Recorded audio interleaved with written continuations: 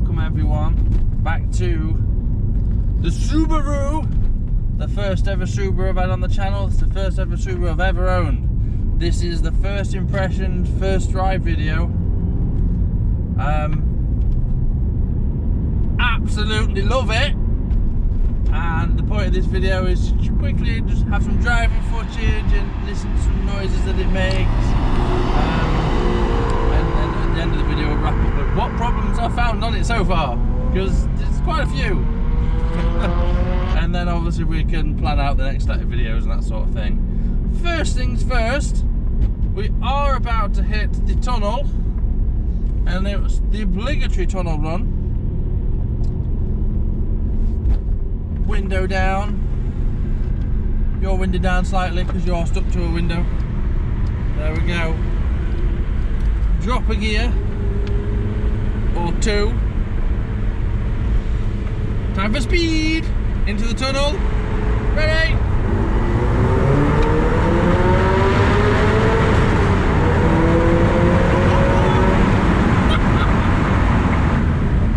Ah, the noise and the speed. The speed. Right then, so first things first, the speed. It is a 2-litre twin scroll EJ20 and a letter, as I've mentioned in the previous video. That means it's good for, put the windows up, it's good for 280 horsepower, and if you're good at launching it, bear in mind it doesn't like being launched, it will return 0 to 60 in about 5.5, and if you're really good, 5.3 seconds. That's what's on the book.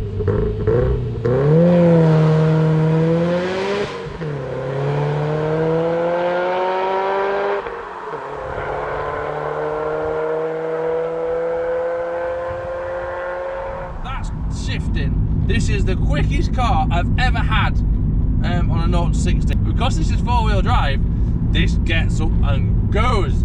This proper throws you back. Absolutely loving the way it's set up. The 4-wheel drive system on this is brilliant. Like I say, it just gives you grip. There's no wheel spin or anything like that. You're just gone. Absolutely loving the way it's set up. The modifications on this car obviously are designed to help the handling of the car. So it's got strut braces on front and rear. It's got uprated rear anti-roll bar. So I don't actually know what the car's like to drive in a standard format. This to me is my standard format, but obviously it's come with modifications. But absolutely love the way it's set up, and it just goes. The noises and the grunts and the yeah, it's just there's no pops, there's no bangs or anything. I'm not bothered about that. I like the noises that it makes. I don't like the squeaky brakes that it makes, because they are squeaky. And at some point we'll get round to them, we'll sort them out. But absolutely loving the way it's set up. Obviously this is the estate version. The boot is massive. I took my little man out for a drive with Grace, my wife, yesterday, and he's in his new chair anyway in this car. He fell asleep, and I was absolutely having some fun as I was doing some driving, but he fell asleep in his little chair, and it was very cute. But yeah, so he likes the car. I've got a video of him fucking giggling in that. Second gear acceleration.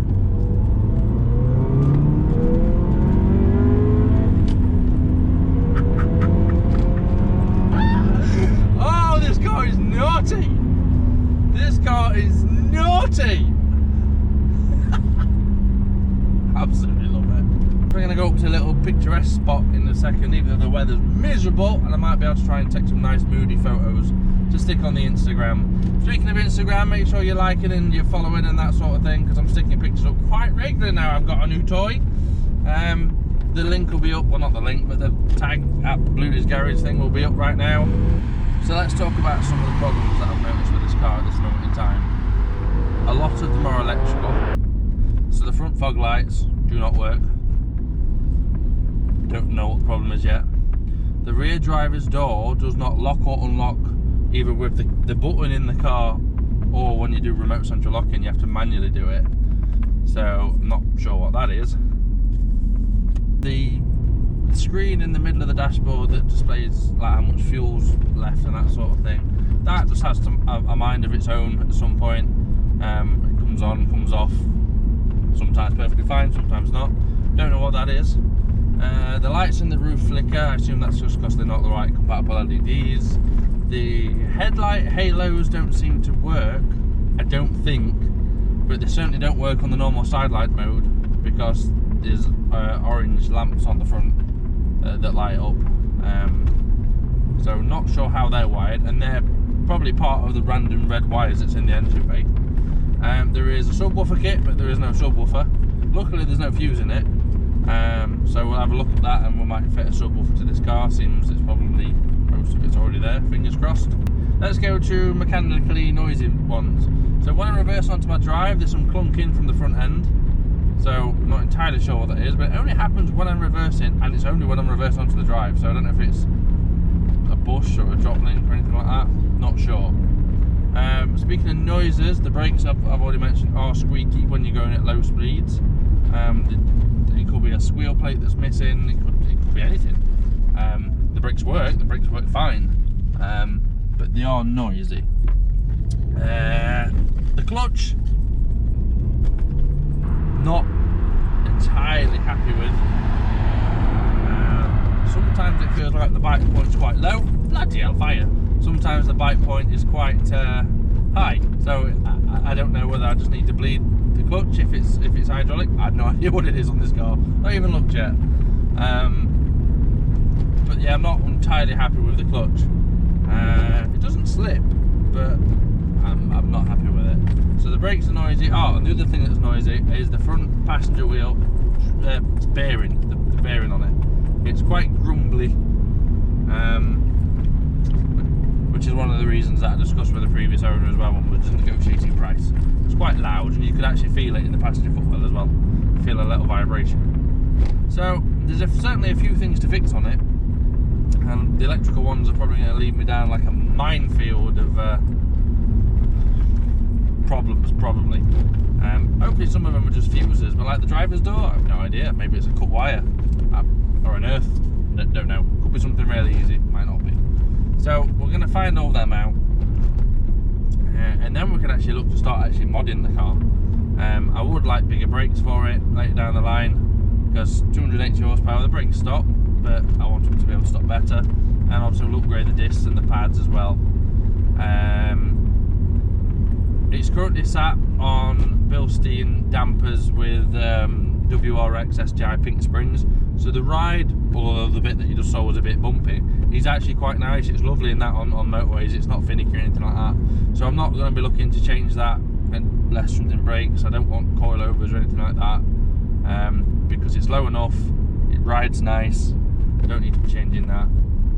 The exhaust is quite loud when you're giving it the beans, but it's a little loud on first start, cold idle sort of thing, but once it's warmed up it's not loud at all, which for a daily driver that's nice, and it doesn't drone on a motorway, even though the gear ratios are not nice for a motorway. I'm sat at like 3.5k at 70. It's not ideal. Yeah, other than that list of problems, which are many, one of the things I wanted to mention is the interior. It's okay, but there's damage here on the centre console. The dashboard has cracks in it, which is quite common, unfortunately. The seats I want to change. I want to get leather ones, preferably. These aren't heated. I like heated seats, predominantly because historically I have a back issue, so being able to turn the heat seat on helps my back. But I want leather because it also makes it easier to clean up when little man makes a mess in the back, which I'm sure he's going to make plenty. But I'm looking at the Legacy leather seats put straight in, which would be another mod, and obviously there's no wiring I don't think to make them heated, so then I have to do all custom wiring, so that'd be a nice video. Last but not least, on the dashboard, if I turn the camera around, excuse any noises, this bit here under the clocks, it's like this bit's clear and then it's been tinted at the bottom, but you can't see it because it's all black, but it's like the bottom's been tinted, and I don't like it because it means it looks a bit patchy on the red lines and that at the bottom. It's not for me, that. And the last thing I mentioned on the interior is this gear knob that is obviously twisted, and that's tight as well. It's loose if you straighten it up, but I don't think it's a branded one. I think it's just a cheap one that you can get off the internet for like 15-20 quid. I actually want to change it for a billet aluminium one, so it's solid and it's got a big chunk of weight behind it. I mean, in terms of shifting,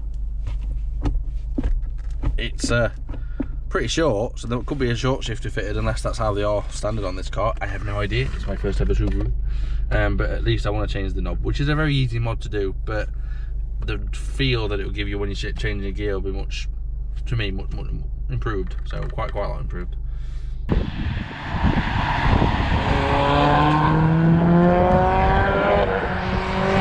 I say it was fast before?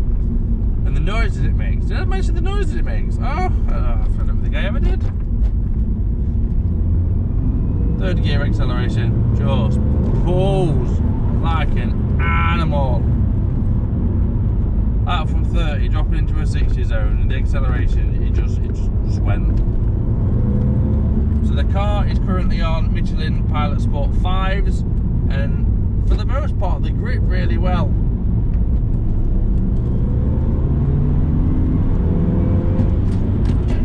And the brakes are good too. So here we are, a rolling dig from first. Go!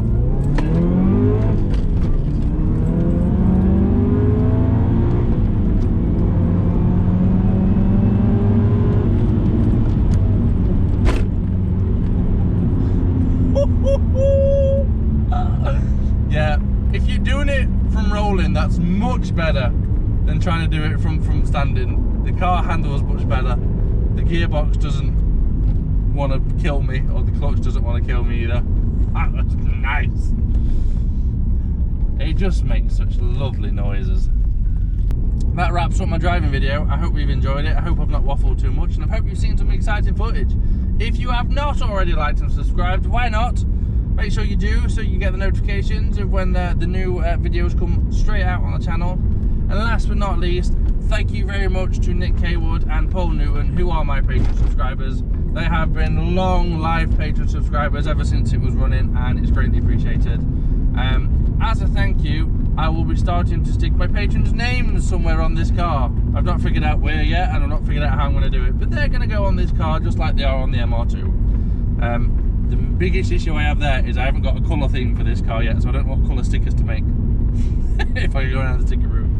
So I will see you in the next videos. There's plenty of fixed videos to do on this car, and obviously there'll be mod videos coming along the line as well. Hope you've enjoyed it. Take care. See you soon. Bye.